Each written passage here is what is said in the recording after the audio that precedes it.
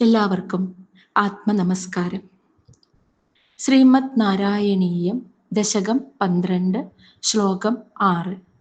കഴിഞ്ഞ ശ്ലോകത്തിൽ നമ്മൾ കണ്ടു, ആ ബ്രഹ്മദേവന്റെ മൂക്കിൽ നിന്നും പെരുവിരലോളം മാത്രം വലുപ്പമുള്ള ഒരു പന്നിക്കുഞ്ഞിന്റെ ആകൃതിയിൽ ഭഗവാൻ പുറത്തു ചാടിയ ഉടനെ തന്നെ ആ രൂപം വളർന്ന് പർവ്വതാകാരമായി തീർന്നു. ഇതാരാണ് എന്ന് അന്തം വിട്ടു നിന്ന ബ്രഹ്മാവിനെ ഇത് സാക്ഷാൽ മഹാവിഷ്ണു ആണ് എന്ന് മനസ്സിലായില്ല. ഭഗവാന്റെ രൂപം ഏറ്റവും ഗംഭീരവും ഭീകരവുമായിരുന്നു. വരാഹമൂർത്തിയുടെ ഉയർന്നു നിന്ന ആ തേറ്റ ഏറ്റവും ഭീഷണവുമായിരുന്നു. അത് 3 ലോകങ്ങളെയും അധികരിച്ച് ആകാശത്തേക്ക് ഉയർന്നു നിൽക്കുന്നതായി കാണപ്പെട്ടു. ശരീരം മുഴുവൻ പൊന്തി നിന്ന കറുത്ത രോമങ്ങളോടും കൂടി മേതുര ശരീരിയായി ഭഗവാൻ ഉറക്കെ ഗർജിച്ചു. പവിത്ര യജ്ഞവരാഹമൂർത്തിയുടെ ആ ഉഗ്രരൂപം കണ്ട് ബ്രഹ്മദേവൻ പോലും ഭയന്ന് തൊഴുകൈയോടെ നിന്നു. തൊഴുകൈയോടെ ഭഗവാനെ സ്തുതിച്ച ബ്രഹ്മാവിന്റെ കൺമുന്നിൽ 3 ലോകങ്ങളും നടുങ്ങുമാറ് ഒന്ന് ഗർജിച്ച ശേഷം പർവ്വതാകാരനായ ആ വരാഹരൂപിയായ ഭഗവാൻ ഭൂമിയെ ഉയർത്തുവാനായി സമുദ്രത്തിലേക്ക് കുതിച്ചു ചാടി. ഭഗവാന്റെ ശരീരത്തിൽ നിന്നും പൊഴിഞ്ഞു വീണ കറുത്ത ആ രോമങ്ങൾ പവിത്ര ബർഹിസുകളായി ഭൂമിയിൽ മുളച്ചു. നമ്മുടെ ഋഷിമാർ ഇതിനെയാണ് ദർഭപ്പുല്ലായിട്ട് കണക്കാക്കപ്പെടുന്നത്. ശ്ലോകം 6.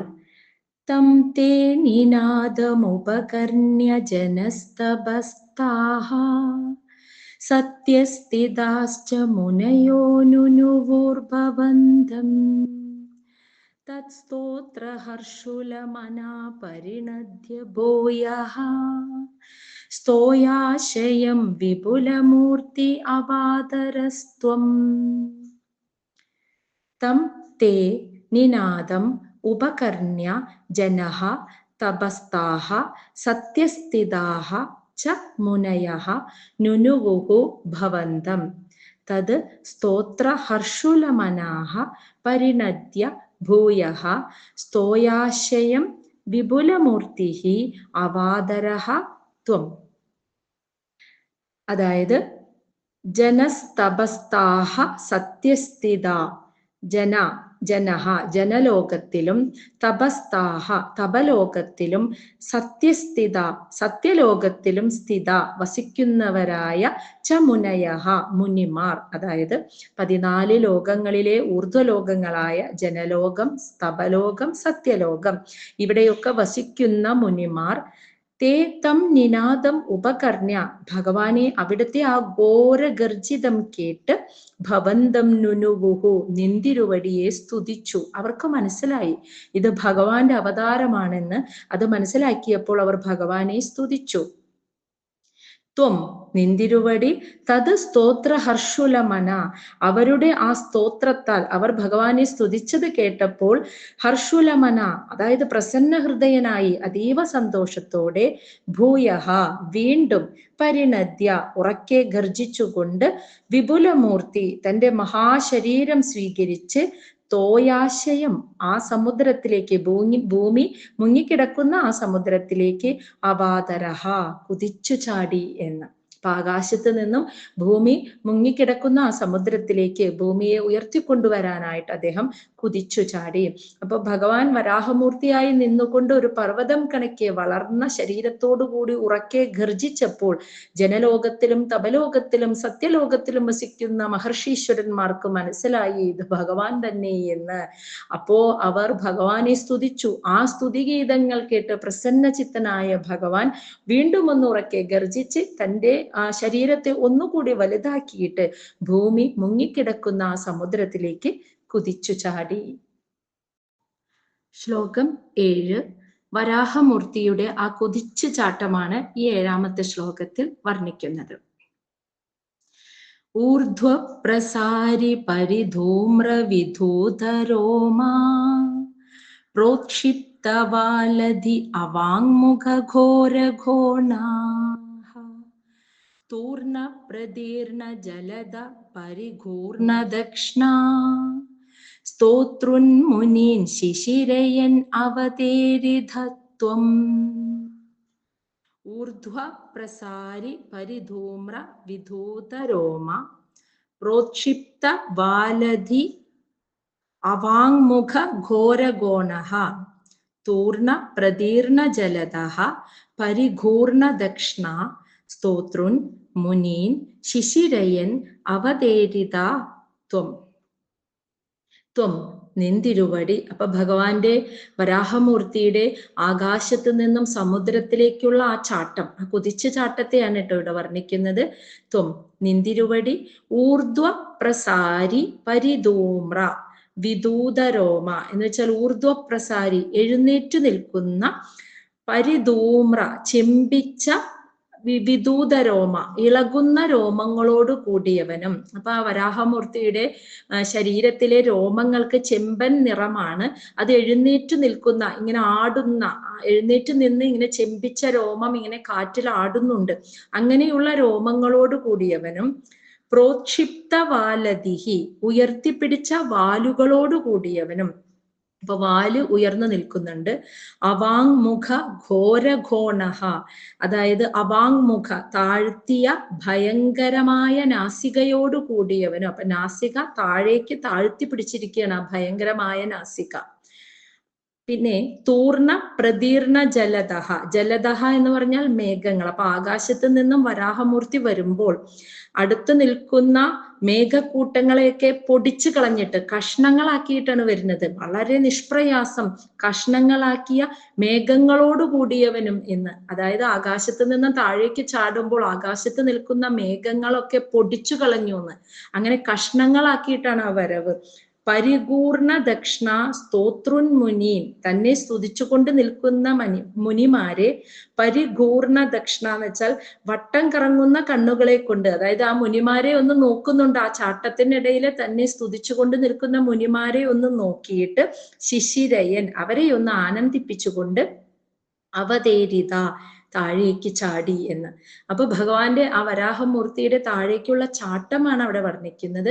ആ താഴേക്ക് ചാടുമ്പോൾ ആ ശരീരത്തിലെ രോമങ്ങളൊക്കെ എഴുന്നേറ്റ്, ചെമ്പൻ നിറമുള്ള ആ രോമങ്ങൾ എഴുന്നേറ്റ് നിന്നിങ്ങനെ ഇളകുന്നു. വാല് ഉയർത്തിപ്പിടിച്ചിട്ടുണ്ട്.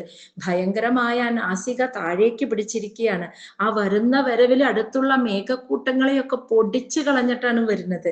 അങ്ങനെ വരുമ്പോൾ തന്നെ സ്തുതിച്ചുകൊണ്ട് നിൽക്കുന്ന മുനിമാരെ ഒന്ന് നോക്കിയിട്ട്, അതായത് അവരിലേക്ക് ഒന്ന് കണ്ണോടിപ്പിച്ച് അവരെ കൂടി ഒന്ന് നോക്കി അവരെ ആനന്ദിപ്പിച്ചുകൊണ്ട്, അവരുടെ സ്തുതി ഞാൻ കേൾക്കുന്നു, ഞാൻ പ്രസന്ന ചിത്തനായിരിക്കുന്നു എന്ന് അവരെ അറിയിക്കുന്ന വിധം അവരെ ഒന്ന് നോക്കി അവരെ ആനന്ദിപ്പിച്ചുകൊണ്ടാണ് താഴേക്ക് ചാടിയത്. ശ്ലോകം 8. അന്തർജലം തതനു സങ്കുല നക്രചക്രം ഭ്രാമ്യത്തിമീങ്കിലകുലം കലുഷോർമിമാലം ആവിശ്യ ഭീഷണരവേണ രസാതലസ്ഥാൻ ആകമ്പയൻ വസുമതീം അകവേശയസ്ത്വം. അതായത് ഭഗവാൻ ആ ജലാശയത്തിൽ ഭൂമിയെ തിരയുന്നതാണ് കേട്ടോ 8ാമത്തെ ശ്ലോകത്തിൽ പറയുന്നത്.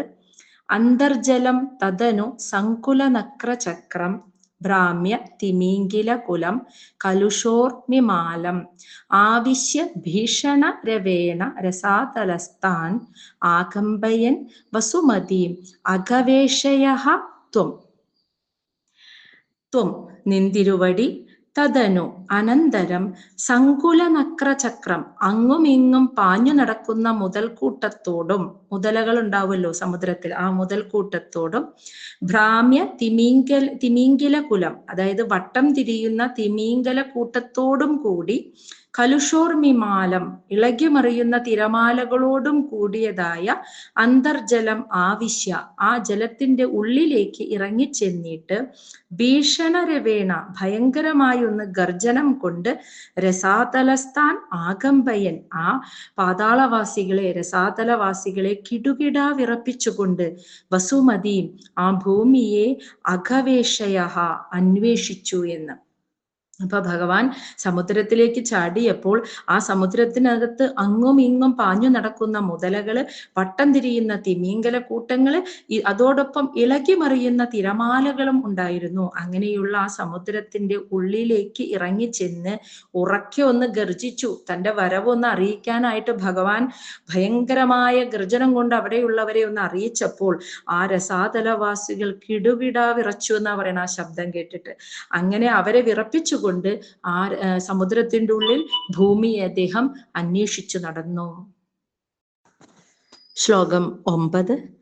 ദൃഷ്ട്വാ ദഗ്ധൈത്യഹതകേന രസാതലാന്തേ സംവേശിതാം ചടിതി കോടകിടിർവിഭോ ത്വം ആബാതുകാന വിഗണയ്യ സുരാരികേടാൻ ദംഷ്ട്രാങ്കുരേണ വസുധാമദധാസലീലം.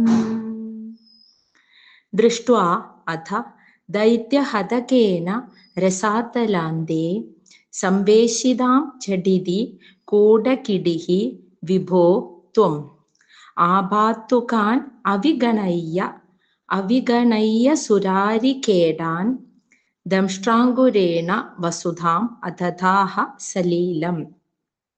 ഹേ വിഭോ, അല്ലയോ സർവശക്ത, അതായത് വിഭോ എന്നാൽ അങ്ങേക്ക്, അവിടത്തേക്ക് ദുഷ്കരമായിട്ട് ഒന്നുമില്ലല്ലോ എന്ന അർത്ഥത്തിലാണ് അല്ലയോ വിഭോ സർവശക്ത എന്ന് വിളിക്കുന്നത്. കൂടകിടിഹി മായാ വരാഹമൂർത്തിയായ ത്വം നിന്തിരുവടി അങ്ങ്, അധ എന്ന് വെച്ചാൽ ശേഷം, അതായത് ഭൂമിയെ അന്വേഷിച്ചു കൊണ്ടിരിക്കുകയാണല്ലോ രസാതല ലോകത്തിലെത്തിയിട്ട് ആ ജലത്തിൽ. അവിടെ ആ അന്വേഷണത്തിന് ശേഷം ദൈത്യഹതകേന, അതായത് ഹിരണ്യാക്ഷൻ എന്ന അസുരനാൽ തലാന്തേ ആ പാതാളത്തിന്റെ അടിയിൽ സംവേശിതാം വിന്യസിക്കപ്പെട്ട വസുധാം ഭൂമിയെ ദൃഷ്ട്വാ കണ്ടിട്ട് ഝടിതി ഉടനെ തന്നെ ആബാതുകാൻ സുരാരികേടാൻ തന്റെ നേരെ പാഞ്ഞെടുക്കുന്ന അസുരന്മാരെ കൂസാതെ, അവിഗണയ്യ എന്ന് വെച്ചാൽ വകവയ്ക്കാതെ, അവരെ കൂസാതെ, സലീലം കളിയായിട്ട്, സലീലം കളിയായി, ദംഷ്ട്രാങ്കുരേണ ആ തേറ്റയുടെ അറ്റം കൊണ്ട് ഭൂമിയെ അദദാഹ പൊക്കിയെടുത്തു എന്ന്. അപ്പൊ ഭഗവാന് സാധിക്കാത്തതായിട്ട് ഒന്നുമില്ല. അതാണ് ഹേ വിഭോ എന്ന് വിളിക്കുന്നത്. അല്ലയോ സർവശക്ത, മായാവരാഹമൂർത്തിയായ അങ്ങ് ആ ഭൂമിയെ അന്വേഷിച്ച് നടന്ന് ഒടുവിൽ ഹിരണ്യാക്ഷൻ എന്ന അസുരനാൽ പാതാളത്തിന്റെ അടിയിലായിട്ട് കൊണ്ടുവന്ന് വെച്ചിട്ടുള്ള ആ ഭൂമിയെ അദ്ദേഹം കണ്ടെത്തി. ഭൂമിയെ കണ്ട ഉടനെ തൻ്റെ നേരെ പാഞ്ഞെടുക്കുന്ന അസുരന്മാരെ ഒന്നും വകവെക്കാതെ ഒരു കളിയായിട്ട്, അതായത് ഒരു ലീല പോലെ, അതാണ് സലീലം എന്ന് വിളിക്കുന്നത്. ഒരു ലീല, ഭഗവാന്റെ ഒരു ലീല പോലെ ആ തേറ്റയുടെ അറ്റം കൊണ്ട് ഭൂമിയെ അങ്ങ് പൊക്കിയെടുത്തു എന്നാണ് ഇവിടെ പറയുന്നത്. ശ്ലോകം 10. അഭ്യുദ്ധരൻ അധധരാം ദശനാഗ്രലഗ്ന മുസ്താംഗുരാങ്കിത ഇവാദികബീവരാത്മാ ഉദ്ധൂതഘോരസലിലാ ജലദേരുദഞ്ജൻ ക്രീഡാവരാഹവപുരീശ്വര പാഹി രോഗാത്.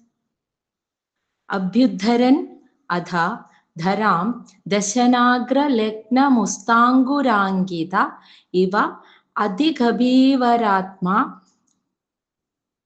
ഉദ്ധൂത ഘോര സലിലാത് ജലദേഹേ ഉദഞ്ചൻ ക്രീഡാവരാഹ വപുഹു ഈശ്വര പാഹി രോഗാത്. ഹേ ക്രീഡാവരാഹ വപുഹു, അല്ലയോ ക്രീഡാവരാഹമൂർത്തിയായ ഈശ്വര ഭഗവാനെ, അധ ധരാം, അതായത് ആ ഭൂമിയെ തേറ്റമേലെടുത്തതിന് ശേഷം, അധ എന്നാൽ അനന്തരം, അതിനുശേഷം അഭ്യുദ്ധരൻ, അതായത് ആ ഭൂമിയെ മേൽപോട്ട് ഉയർത്തുവാനായി ദശനാഗ്ര ലഗ്ന മുസ്താംഗുരാങ്കിത ഇവ, എന്ന് വെച്ചാൽ, അതായത് ആ തേറ്റയുടെ അറ്റത്തായിട്ട് തലപ്പിൽ പറ്റിപ്പിടിച്ചിരിക്കുന്ന ഒരു ഇളം മുത്തങ്ങയോട് കൂടിയവനോ എന്ന് തോന്നുന്ന വണ്ണമായിരുന്നു ഭഗവാനെ വരാഹമൂർത്തിയെ കാണുമ്പോൾ എന്ന്. അതായത് വരാഹമൂർത്തിയുടെ തേറ്റയുടെ തുമ്പിൽ ഒരു മുത്തങ്ങ പറ്റിപ്പിടിച്ചിരിക്കുന്നത് പോലെ. അപ്പൊ ഭൂമി അത്രയേ ഉള്ളൂ എന്ന്, വരാഹമൂർത്തിയുടെ ആ രൂപത്തിന് മുന്നിൽ ആ തേറ്റയുടെ തുമ്പിൽ പറ്റിപ്പിടിച്ചിരിക്കുന്ന ഒരു മുത്തങ്ങയുടെ അത്രയ്ക്കേ ഉള്ളൂ ഭൂമിന്ന്. അപ്പൊ വരാഹമൂർത്തി എത്ര വലുതായിരിക്കണം ഭൂമിയേക്കാൾ എന്നാണ് ഇവിടെ മനസ്സിലാക്കേണ്ടത്. അപ്പോ അങ്ങനെ വരാഹമൂർത്തിയുടെ തേറ്റയുടെ തുമ്പിൽ ഒരു ഇളം മുത്തങ്ങ പറ്റിപ്പിടിച്ചിരിക്കുന്ന പോലെ തോന്നും വണ്ണം അതികഭീവരാത്മാ, ഏറ്റവും തടിച്ച ശരീരത്തോടു കൂടിയവനുമായ ആ വരാഹമൂർത്തി ഉദ്ധൂത ഘോര സലിലാത്ത്, അതായത് ആ ഭയങ്കരമായിട്ട് ആ ജലത്തെ ഇങ്ങനെ ഇളക്കി മറിച്ചിട്ട് ജലദേഹേ ഉദഞ്ചൻ, ആ സമുദ്രത്തിൽ നിന്നും പുറത്തേക്ക് പൊങ്ങി വരുന്ന ആ ഭഗവാനെ ത്വം നിന്തിരുവടി രോഗാത്ത്, എന്നെ ഈ രോഗത്തിൽ നിന്നും പാഹി, രക്ഷിക്കണമേ എന്ന് മേൽപ്പത്തൂർ പറയാണ്.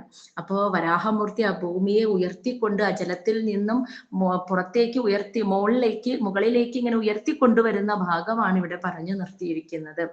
അപ്പോ അല്ലയോ ക്രീഡാ വരാഹമൂർത്തിയായ ഭഗവാനെ, ഭൂമിയെ അന്വേഷിച്ച് നടന്ന് ഭൂമി ആ സമുദ്രത്തിന്റെ ഏറ്റവും അടിയിലായി കൊണ്ടുവച്ചിരിക്കുന്നത് കണ്ടപ്പോൾ ഭഗവാൻ അസുരന്മാരെ ഒന്നും വകവയ്ക്കാതെ ആ വരാഹമൂർത്തി തന്റെ തേറ്റ കൊണ്ട് ആ ഭൂമിയെ ഇങ്ങ് പൊക്കിയെടുത്തു. അപ്പോ ഭഗവാന്റെ വരാഹമൂർത്തിയുടെ തേറ്റയുടെ തുമ്പിൽ ഒരു ഇളം മുത്തങ്ങ ഇരിക്കുന്ന പോലെ ഭൂമിയെ കാണുന്നുള്ളൂ എന്ന്. അത്രയ്ക്ക് വലിയ രൂപമാണ് ഭഗവാൻ വരാഹമൂർത്തിയുടെ രൂപം. അത്രയും വലിയ ദേഹത്തോടു കൂടിയ ആ വരാഹമൂർത്തി ആ ജലത്തെ മുഴുവൻ അങ്ങ് ഭയങ്കരമായി ഇളക്കി മറിച്ചുകൊണ്ട് ആ സമുദ്രത്തിൽ നിന്ന് മുകളിലോട്ട് പൊങ്ങി വരികയായിരുന്നു, ഭൂമിയെ തന്റെ തേറ്റയുടെ തുമ്പിൽ വെച്ചിട്ട് എന്നാണ്. അങ്ങനെ വരുന്ന ഭഗവാനെ, അങ്ങ് എൻ്റെ രോഗങ്ങൾ കൂടി ഒന്ന് ശമിപ്പിക്കണമേ എന്ന് പറയാണ്. രോഗജന്യമായ ഈ ശോക സമുദ്രത്തിൽ ആണ്ടുമുങ്ങിപ്പോയ എൻ്റെ ഹൃദയത്തെ, ആ രോഗത്തിന്റെ പീഡ കൊണ്ട് വലയുന്ന എൻ്റെ ഹൃദയത്തെ ശ്രീ ഗുരുവായൂരപ്പ അങ്ങ് സമുദ്ധരിക്കണമേ എന്ന ഒരു പ്രാർത്ഥനയും കൂടി വെച്ചുകൊണ്ട് ഈ ഒരു 12ാമത്തെ ദശകം ഇവിടെ അവസാനിക്കുന്നു.